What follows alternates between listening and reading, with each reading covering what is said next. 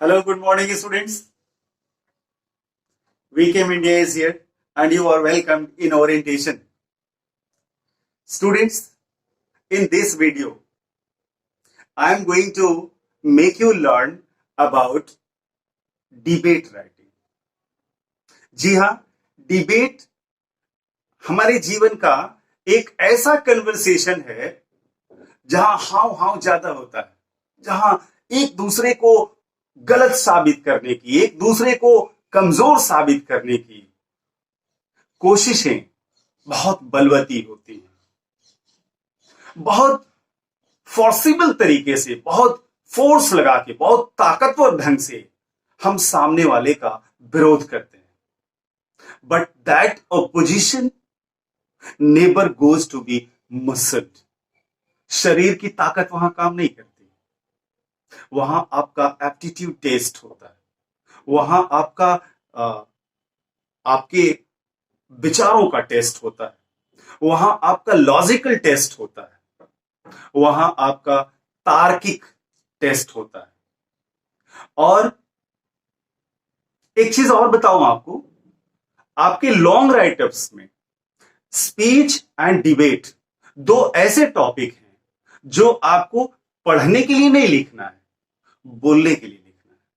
तो अंदाज हमेशा टॉकेटिव होना चाहिए, कलिक्वल होना चाहिए, लॉजिकल होना चाहिए, शॉर्ट होना चाहिए, फुल ऑफ इंप्रेशन होना चाहिए, फुल ऑफ इंपैक्ट होना चाहिए. ये दोनों ही राइटअप लिखने के लिए, चाहे वो स्पीच हो और चाहे वो डिबेट हो, ये दोनों प्रैक्टिकली प्रेजेंट किए जाते हैं. इसको स्टेज से बोला जाता है, डिबेट ऑर्गेनाइज किया जाता है.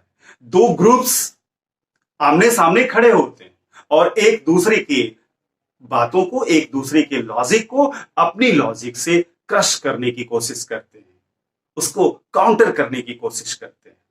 तो आइए, डिबेट राइटिंग में, स्पीच राइटिंग अभी हमने पीछे वाले वीडियो में आपको पढ़ाया है और डिबेट राइटिंग की बात हम लोग इस वीडियो में करते हैं. जो स्पीच के हेड्स होते हैं वही हेड्स डिबेट में भी होते हैं. इसमें भी पहला टाइटल होता है और दूसरा फॉर्मल एड्रेस होता है, तीसरा इंट्रोडक्शन, टॉपिक का introduction, content, conclusion and thanks. लेकिन इसमें एक छोटा सा अंतर होता है स्पीच से. इस टाइटल को हम लोग अपने बॉक्स के अंदर नहीं लिखते. ये टाइटल आपके क्वेश्चन में मिलता है और टाइटल की चर्चा आपके डिबेट में होती है, लेकिन टाइटल को डायरेक्टली हम अपने फॉर्मेट में नहीं लिखते. टाइटल ऊपर हमने आपको याद रखने के लिए लिख दिया.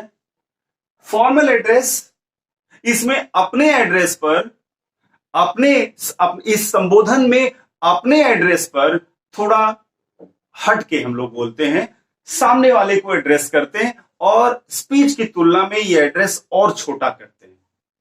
इंट्रोडक्शन, टॉपिक को सेम जैसे आर्टिकल में, जैसे स्पीच में हमने इंट्रोडक्शन बनाया टॉपिक का, एक छोटा सा 2-3 लाइन का एक बढ़िया सा इंट्रोडक्शन हम डिजाइन करेंगे और देन कंटेंट में अपनी बात कहेंगे और कंक्लूजन में अपने फाइनल सजेशंस देंगे, विचार देंगे और लास्ट में थैंक्स बोलेंगे. चूंकि ये स्पीकिंग मैटर है इसलिए थैंक्स बोलना जरूरी है, एटिकेट है, मैनर है.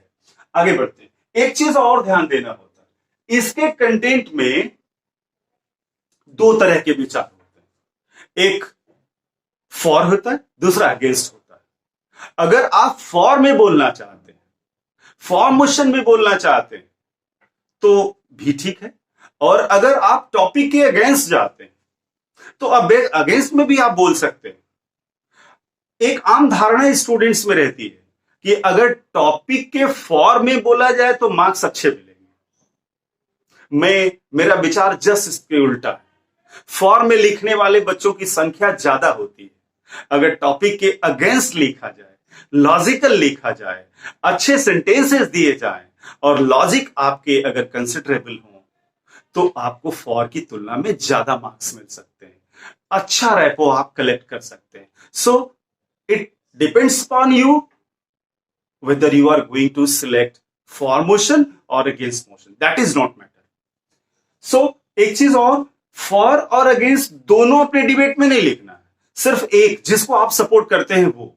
अगर फॉर में है तो फॉर मोशन लिखे, अगेंस्ट है तो अगेंस्ट मोशन लिखे। सो टॉपिक है एंट्रेंस टेस्ट राइट वे। आजकल बड़े बड़े इंस्टीट्यूशंस में एडमिशन के लिए एंट्रेंस टेस्ट हुआ करते हैं, और उस एंट्रेंस टेस्ट में जैसा आप करते हैं उस हिसाब से आपको एडमिशंस मिलते हैं। बोर्ड के एग्जाम्स में चाहे आप जितना परसेंट मार्क्स क्यों ना पाए हो, अभी आपको दिल्ली यूनिवर्सिटी में एडमिशन लेना हो, अभी आपको बनारस हिंदू यूनिवर्सिटी में एडमिशन लेना हो, आपको जेएनयू में एडमिशन लेना हो, किसी अच्छे मेडिकल कॉलेजेस में आपको एडमिशन लेना हो, या किसी इंजीनियरिंग कॉलेजेस में लेना हो, तो वहां आपको एंट्रेंस टेस्ट से गुजरना होता है। और इस एंट्रेंस टेस्ट के बारे में एक डिबेट दिया गया है कि क्या ये राइट वे है बच्चों को सिलेक्ट करने का। आप फॉर द मोशन लिख रहे हैं टॉपिक में, अपने अपने डिबेट के बीचों बीच पेज में आप पहले बता देंगे कि you are in for motion. अब ये देखिए एड्रेस है, छोटा सा एड्रेस हमने बनाया है। Worthy chairman, worthy chairperson, secretary and dear students. वहां जो लोग रहेंगे, वहां जजेस भी रह सकते हैं, जूरी मेंबर्स भी रह सकते हैं, तो जो रहेंगे उसके अनुसार हम लोग एड्रेस बना लेंगे। Today I Ravi stand here to speak for the motion. For the motion में हम बोलने जा रहे हैं, अपने संबोधन में हमने कह दिया yes entrance test the right way. Entrance test जो है वो राइट वे है, आपने सपोर्ट कर दिया। ये आपका छोटा सा संबोधन है। ये this is formal address. This is a formal address. ये फॉर्मल एड्रेस है और इसको इस तरीके से आप डिजाइन कर लेंगे। अब यहां से आपका ये कंटेंट शुरू हो रहा है। This is content. We all know language acquisition till class 12 doesn't test the true ability of a student। अगर लैंग्वेज के आधार पर हम बच्चों को सिलेक्ट करने की कोशिश करते हैं तो शायद ये अच्छा पैमाना नहीं होगा, क्योंकि up to 12th class students do not take language so seriously. बच्चे लैंग्वेज को बहुत सीरियसली नहीं लेते, तो यह आधार कमजोर पड़ जाता है, because it is not taken seriously. Board results also cannot say exact about one's real potential. Board के जो रिजल्ट्स होते हैं वो भी एक स्टूडेंट के रियल पोटेंशियल के बारे में एग्जैक्टली नहीं कह सकते, कारण अब कंटेंट में आते हैं। ये एक भूमिका हो गई, इंट्रोडक्शन हो गई, इसमें आते हैं। Many times it is seen, board exams के बारे में सवाल उठा रहे हैं। Many times it is seen many poor students get good marks in board examination. कई बार ऐसा देखा गया है कि बोर्ड के एग्जाम्स में बहुत पुअर स्टूडेंट्स भी बहुत अच्छे नंबर पा लेते हैं, और इसका just contrast, in contrast many good students lose their ranks. Board के एग्जाम में अक्सर देखा जा सकता है कि बहुत कमजोर बच्चे अच्छे मार्क्स ले लेते हैं और बहुत अच्छे बच्चे अपना रैंक खो देते हैं।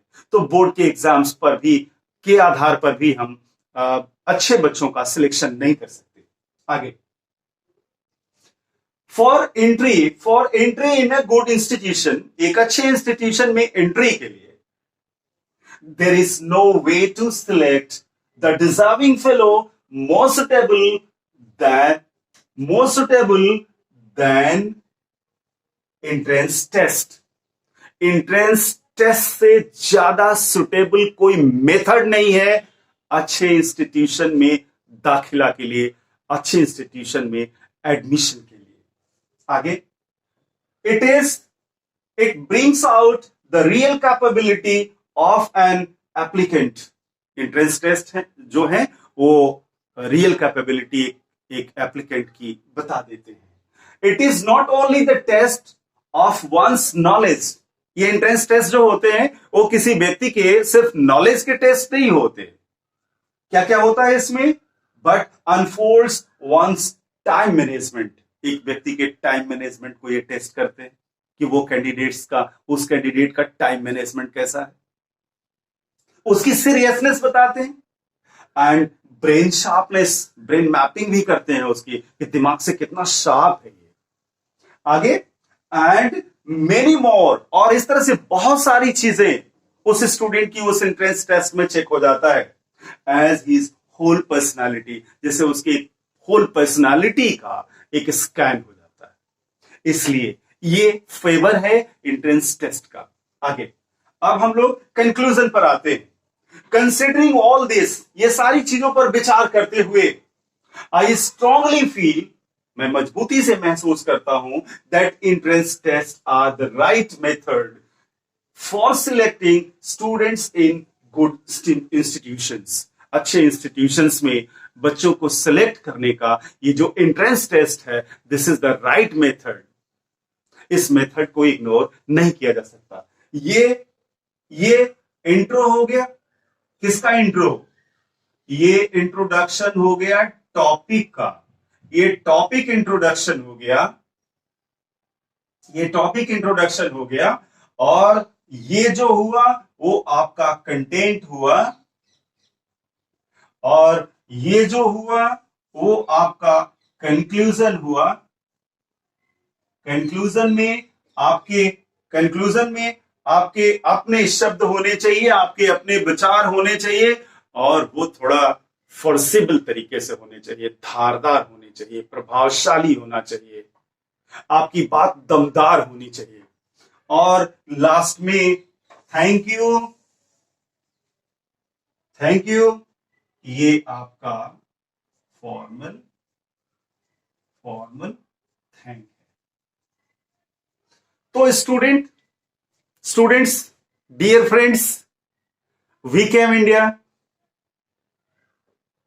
suggest you to go through this video once, twice, thrice, एक बार, दो बार, तीन बार। आप जो भी वीडियो देखें, चूंकि मेरे वीडियोस बहुत बड़े नहीं, छोटे छोटे हैं, मैक्सिमम 20 मिनट का, 15 मिनट का, 16 मिनट का ये वीडियोस मैं आपको दे रहा हूं। और स्टूडेंट्स, मैं उम्मीद कर रहा हूं कि ये वीडियोस आपको बहुत मदद पहुंचा रहे होंगे, आपको अच्छा लग रहा होगा, आपको बोरिंग नहीं लग रहा होगा।